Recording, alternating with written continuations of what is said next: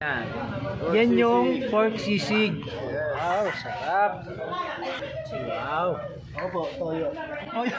Wala pa eh. Masarap. O yan o. Naghihintay lang sila kasi wala pa. Hindi lang magkagad ba yung si-serve ka lahat. Ayan.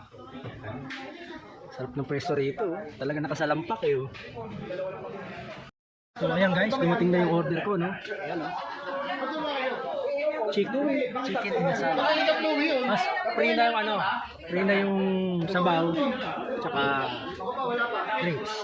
Courtesy of yung may-ari. Kasi yung may-ari, siya yung kasama natin sa Honda ADV 160 Pangasinan chapter.